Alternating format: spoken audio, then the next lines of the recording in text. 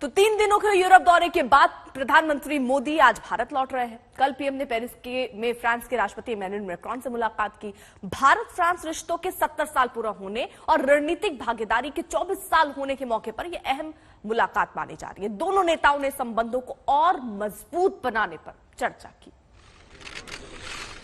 तो फ्रांस के साथ देखिए अहम बातचीत हुई और मुद्दे कौन कौन से अहम रहे। रूस यूक्रेन युद्ध के बीच की महत्वपूर्ण बातचीत, आपसी रक्षा सहयोग कैसे बढ़ाया जाए, इसको लेकर यह बातचीत अहम मानी गई।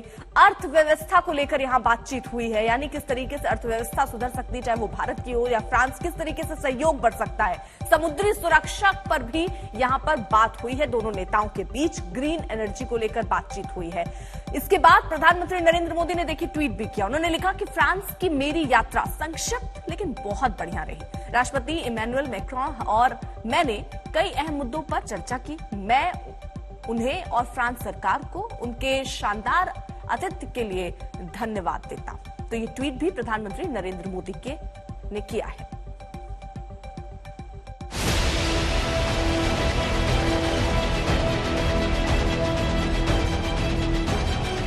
ये तस्वीरें बता रही है कि फ्रांस के लिए भारत की अहमियत कितनी ज्यादा है।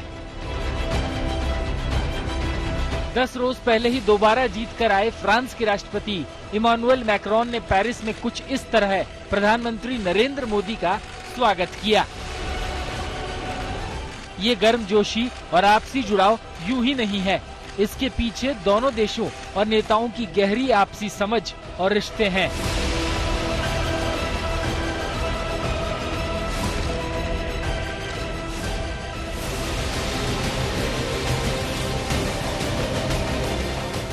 प्रधानमंत्री मोदी अपने 3 दिन के दौरे के आखिरी पड़ाव के तौर पर बुधवार की रात पेरिस में थे और जिस एक मुद्दे पर मैक्रोन से उनकी चर्चा के कयास थे, उस पर गंभीर चर्चा हुई।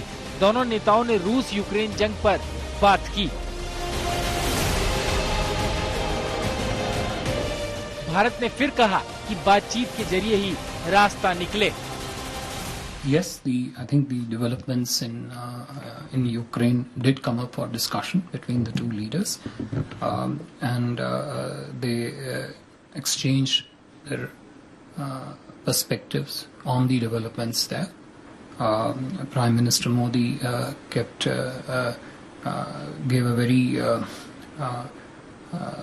elaborate understanding of the space from where Indian position originate and comes for, which calls for the immediate cessation of hostilities and the resolution to the ongoing situation through diplomacy and dialogue.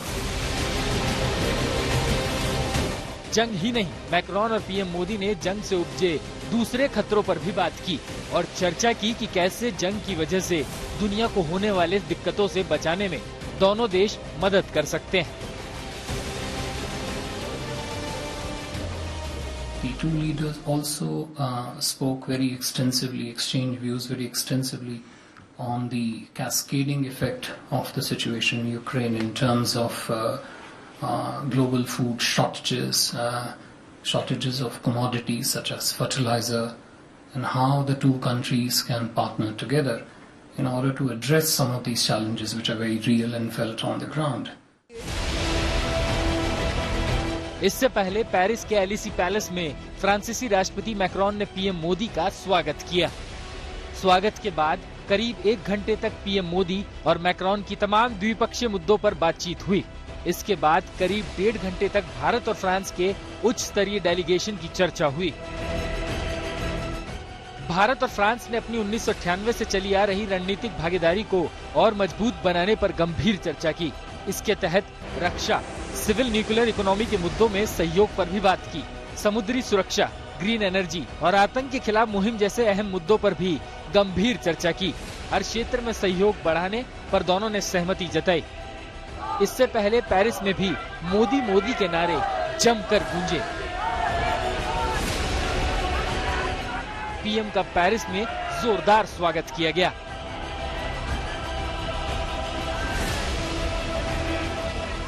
भारतीय मूल के लोग PM की एक झलक पाने के लिए बेताब दिखे। एयरपोर्ट पर बड़ी तादाद में भारतीय समुदाय के लोग मौजूद थे। पीएम मोदी ने भी गर्मजोशी के साथ इन लोगों से मुलाकात की। पेरिस से अंजना ओम कश्यप, आज तक।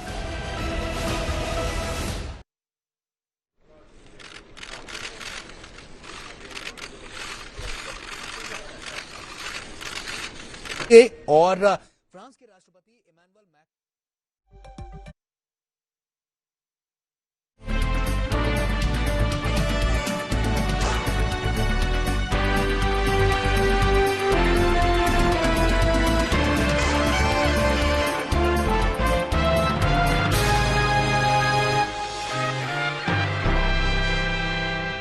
प्रधानमंत्री जब यूरोप के लिए रवाना हुए थे तब उनके इस दौरे को कूटनीतिक लिहाज से बेहद कठिन माना जा रहा था। अब सवाल पूछे जा रहे थे कि क्या प्रधानमंत्री रूस के खिलाफ लड़ रहे जर्मनी, डेनमार्क और फ्रांस को अपनी बात समझा पाएंगे। लेकिन मुलाकातों और बैठकों के दौर में ये बात भी साफ होती गई कि भारत की स्वतंत्र विदेश नीति किसी भी देश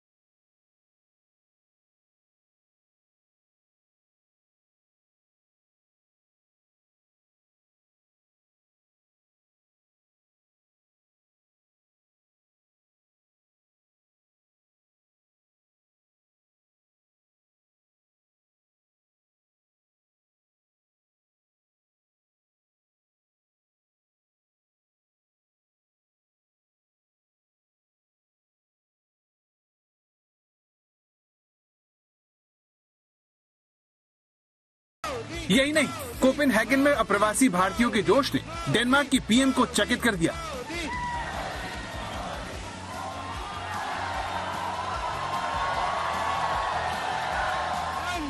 मंच पर मुस्कुराते डेनमार्क की पीएम के दिमाग में क्या चल रहा है, ये उनके माइक संभालते ही सबको पता चल गया। I have to say that you really know how to welcome a politician.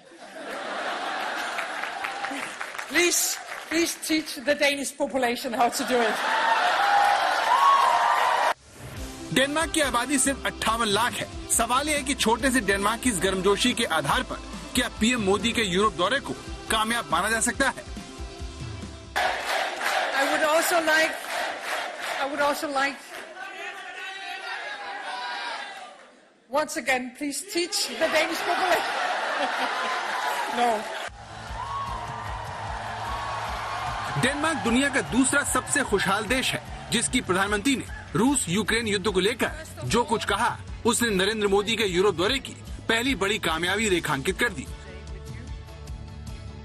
दुनिया भारत के फैसले का सम्मान करती है और मानती है कि रूस पर भारत अगर अपने प्रभाव का इस्तेमाल करे तो यूक्रेन युद्ध रुक सकता है, दुनिया में तीसरे विश्व युद्ध का खतरा कम हो सकता है।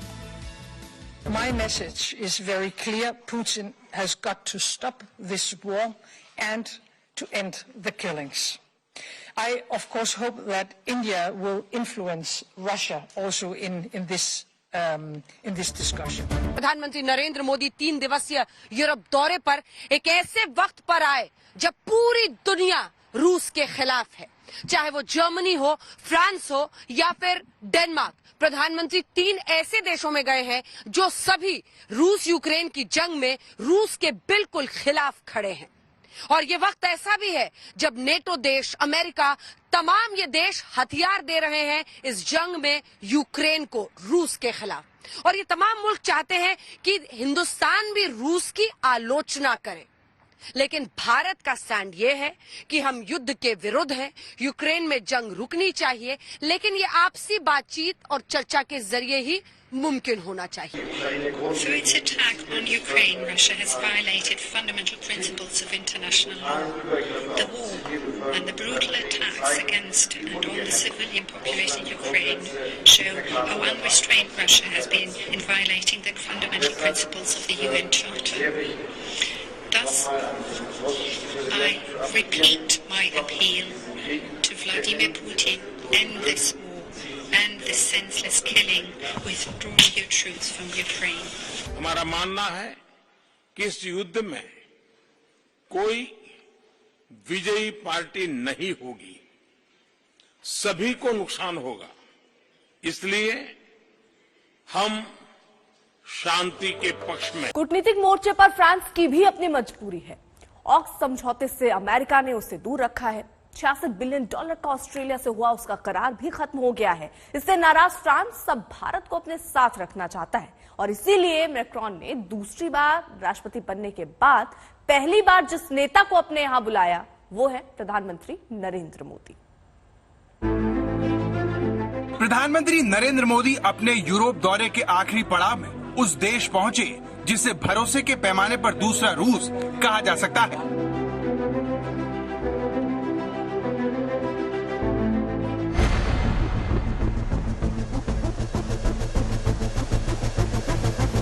फ्रांस ने भारत को कई खतरनाक और शक्तिशाली हथियार दिए हैं। इसमें मिराज से लेकर राफेल जैसे घातक फाइटर प्लेन शामिल हैं। मिराज से भारत ने 1999 में करगिल में पाकिस्तान के दांत खट्टे किए थे। पाकिस्तान में घुसकर एयर स्ट्राइक की जिम्मेदारी को भी फ्रांस के मिराज 2000 ने बखूबी निभाया था। इसके अलावा फ्रांसीसी राफेल की क्षमता से चीन भी थर्राता है। फ्रांस 36 में से 35 राफेल विमान भारत को सौंप चुका है। ये सभी राफेल भारत की उत्तर और पूर्वी मोर्चे पर दुश्मन के खिलाफ तैनात भी हो चुके हैं। फ्रांस अब चाहता है कि Bharat made in India Rafale को लेकर भी उससे डील करे। भारतीय वायुसेना मेड इन इंडिया के तहत 114 फाइटर प्लेन खरीदना चाहती है। इंडियन एयरफोर्स के पास करीब 600 लड़ाकू विमान है। इसमें सुखोई, मिग-29, मिराज 2000, जैगुआर, मिग-21, तेजस और रफाल शामिल है। अगले 4 साल में भारतीय वायुसेना 4 मिग-21 के स्क्वाड्रनों को चरणबद्ध तरीके से खत्म कर देगा और इस दशक के अंत तक मिराज 2000, जैगुआर और मिग-29 लड़ाकू विमान भी सेवा से बाहर हो जाएंगे। यही एक बड़ी चिंता का विषय बनता जा रहा है। इस कमी को पूरा करने के लिए भारतीय वायुसेना अब 114 मल्टी रोल फाइटर एयरक्राफ्ट खरीदने की प्रक्रिया शुरू कर रही है। भारत के लिए राहत की बात यह है कि मरीन ली पेन को चुनाव में हराकर इमैनुअल मैक्रोन एक बार फिर फ्रांस के राष्ट्रपति बन गए हैं, क्योंकि पिछले कुछ सालों में चीन के खिलाफ फ्रांस भारत के लिए एक भरोसेमंद दोस्त और अत्याधुनिक सैन्य सामग्री का विश्वसनीय आपूर्तिकर्ता बनकर उभरा है। फ्रांस के भारत के करीब आने की एक बड़ी वजह ऑस्ट्रेलिया, यूनाइटेड किंगडम और अमेरिका से बना ऑकस है, जिसमें अमेरिका ने न तो फ्रांस को इस गुट में शामिल किया और उसका ऑस्ट्रेलिया के लिए परमाणु पनडुब्बी बनाने का ठेका भी रद्द करवा दिया। इससे फ्रांस इतना भड़का कि उसके विदेश मंत्री ने इसे पीठ में छुरा भोंकने जैसा बताया। अमेरिकी धोखे से घबराए मैक्रोन ने पिछले साल सितंबर में पीएम मोदी को फोन घुमाया और अमेरिका को संकेत देते हुए ट्वीट किया, नमस्ते प्रिय साथी, प्रिय मित्र, आपका हमारी सामरिक साझेदारी को मजबूत करने के लिए शुक्रिया। भारत और फ्रांस मिलकर हिंद प्रशांत क्षेत्र को स्वतंत्र क्षेत्र बनाने के लिए संकल्पबद्ध हैं। हम साथ काम करते रहेंगे। आतंकवाद का मामला हो या फिर यूएन, भारत के लिए स्थायी सीट की मांग का समर्थन फ्रांस हमेशा भारत के साथ खड़ा रहा है। चीन की बढ़ती चुनौती के बीच भारत और फ्रांस दोनों का कंधे से कंधा मिलाकर आगे बढ़ना वक्त की मांग है। पेरिस से अंजना ओम कश्यप के साथ आज तक ब्यूरो।